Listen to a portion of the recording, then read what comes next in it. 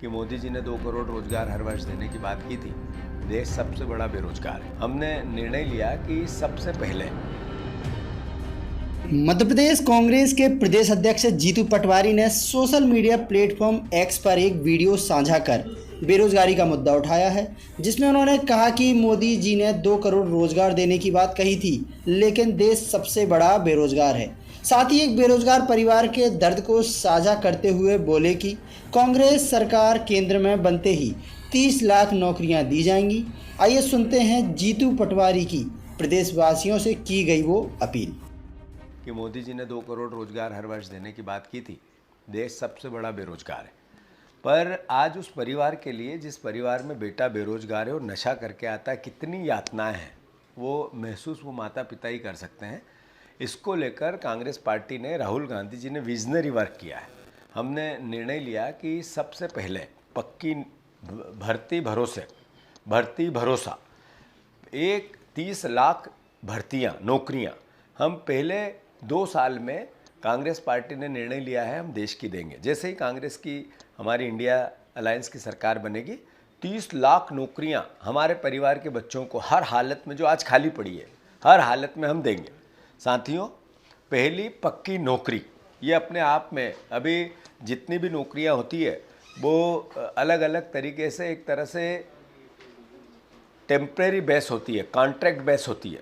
Congress party ने निर्णय लिया कि बच्चा जैसे ही ग्रेजुएशन किया, हम पक्का पहली नौकरी पक्की 8,500 रुपया प्रति माह से उस बच्चे को 1 साल के लिए देंगे।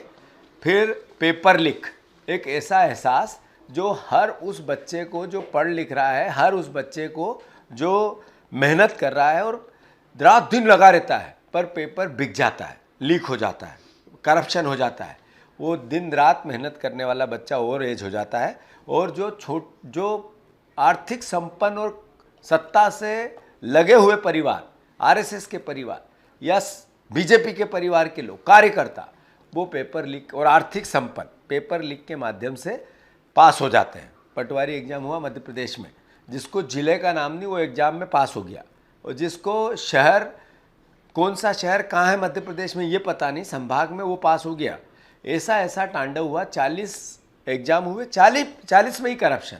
कांग्रेस ने निर्णय लिया पेपर लीक की टेम्परेरी व्यवस्था प्राइवेट एजेंसियों को देना, ये समाप्त करके सरकारी व्यवस्था बनाएंगे और उसके भी कानून बना के, लीक किया तो फांसी जैसा कानून, ये इस तरीके की भावना कांग्रेस पार्टी ने निर्णय लिया है।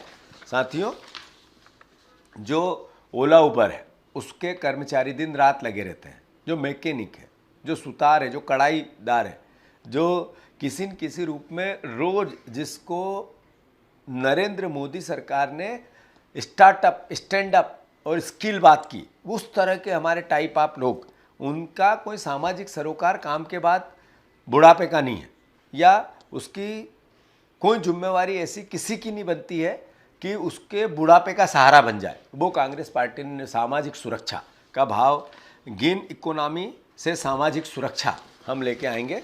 और लास्ट, युवा रोशनी मीन्स जिस व्यक्ति को स्टार्टअप करना है, कुछ नया काम धंधा करना है, छोटी दुकान डालना है, छोटा व्यापार करना है, छोटी फैक्ट्री डालना है, एग्रीकल्चर से जुड़े हुए छोटे मोटे कारखाने बनाने हैं, या एक परिवार को ऐसी सहायता जो तुरंत मिल जाए, इसके लिए 5,000 करोड़ का फंड हर शहर में 20-25 करोड़ रुपए रखे रहेंगे कि किसी युवा ने अप्लाई किया और उसको मिल जाए, बिना गारंटी, सरकार की गारंटी, कांग्रेस की गारंटी, इंडिया की गारंटी, उसको जवाब देने के लिए युवा रोशनी।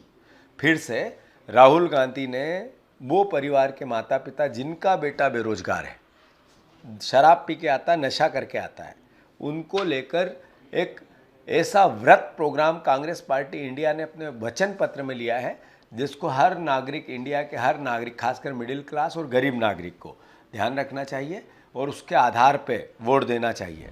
तो जैसा कि मैंने कल ही एक वीडियो के माध्यम से सवाल किया था कि क्या कांग्रेस इस लोकसभा चुनाव में सिर्फ अंबानी अडानी जातिगत आरक्षण और अग्निवीर योजना पर सवाल उठाती रहेगी, या कि देश की जनता से यह बताएगी कि अगर वो सत्ता में आती है तो क्या करेगी जनता के लिए। क्योंकि अब चुनाव में ज़्यादा वक्त नहीं बचा है, लेकिन देर आए दुरुस्त आए, कांग्रेस भी अब अपने चुनावी मूड में आती हुई दिख रही है। बने रहे हमारे साथ ब्रेकिंग न्यूज़ वाला। धन्यवाद।